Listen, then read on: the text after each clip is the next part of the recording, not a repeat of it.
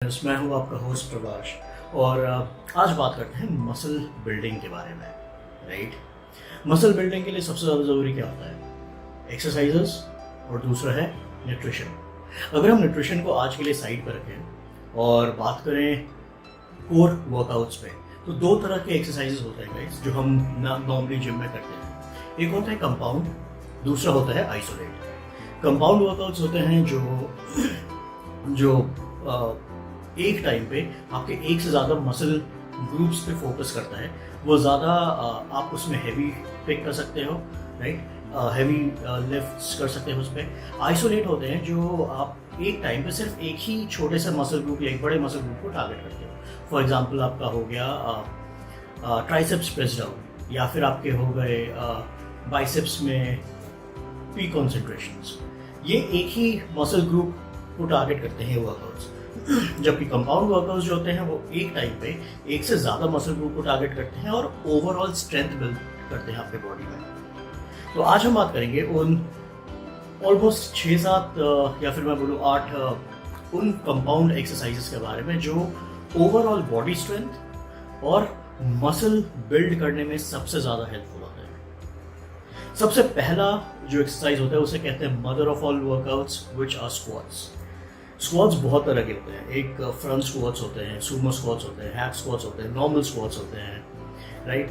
तो स्क्वाट्स काफ़ी तरह के होते हैं जो सब, और स्क्वाट्स अगर आप करो तो वो एक ही टाइम पे आपके हैमस्ट्रिंग को टारगेट करेगा, आपके क्वाड्स को टारगेट करेगा, आपके ग्लूट्स को टारगेट करेगा, प्लस आपके लोअर बैक को टारगेट करेगा।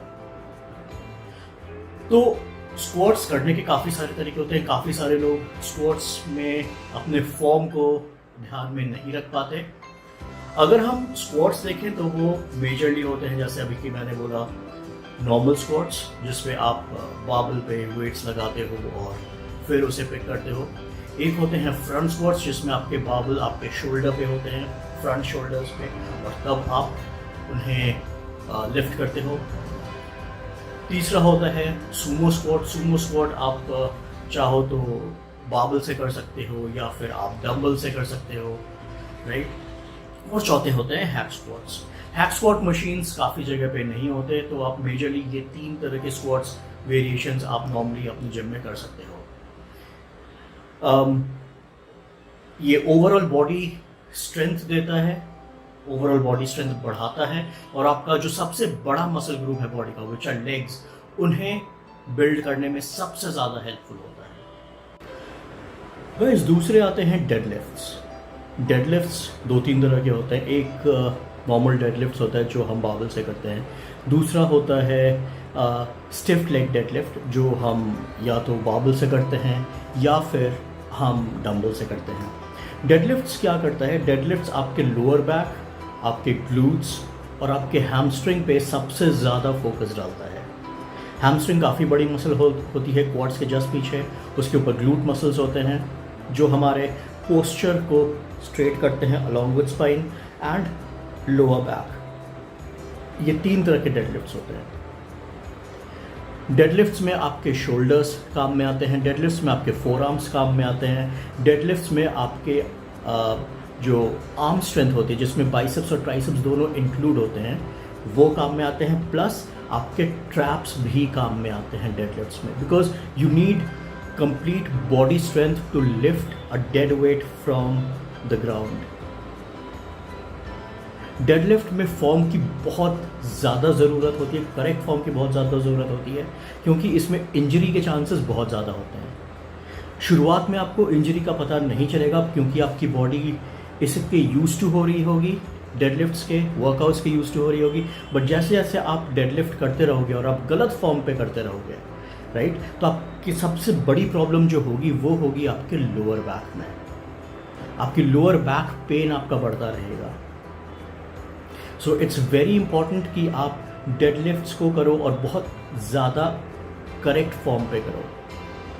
अगर आपको ट्रेनर्स की हेल्प चाहिए तो please go head, ask them. अपने ही मन से आप डेडलिफ्ट्स मत किया करो। मैंने काफ़ियों को देखा है कि वो खुद से डेडलिफ्ट करते हैं, उनकी स्पाइन टेढ़ी होती है, उनका बैक टेढ़ा होता है, उनके नीज़ जो बेंड होने चाहिए वो बहुत ज़्यादा डिग्रीज एंगल पे बेंड होते हैं. So you have to take care of all these factors before going at and even performing deadlifts. जो तीसरा वर्कआउट आता है वो भी मेजरली लेग्स क्वाड्स के काम में आता है, which are lunges.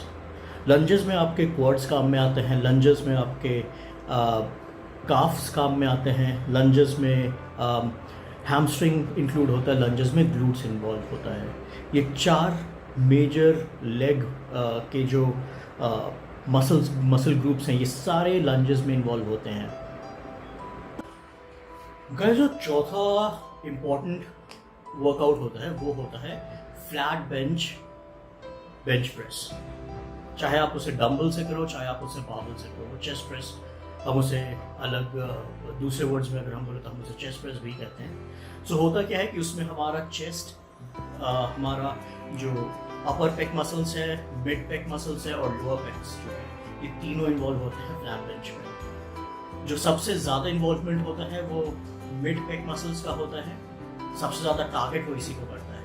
However chest muscles को अगर हम देखें तो इसके साथ साथ ये हमारे ट्रैप्स को भी इन्वॉल्व करता है ये वर्कआउट, प्लस हमारे शोल्डर को इन्वॉल्व करता है और हमारे ट्राइसेप्स को इन्वॉल्व करता है. So this is also kind of a complete compound exercise that you guys have to do in case you have to build muscles, if you have to build strength. Guys, अगले exercise की बात करें वो हम बचपन से करते आ रहे हैं, वो स्कूल में भी हम करते थे, हमारे प्लेग्राउंड्स में, फिर हमारे जो पीटी इंस्ट्रक्टर्स थे वो भी कराते थे, जिम में भी हम करते हैं. 2 पुलअप्स या फिर दूसरे वर्ड्स में बोलूँ तो चिनअप्स.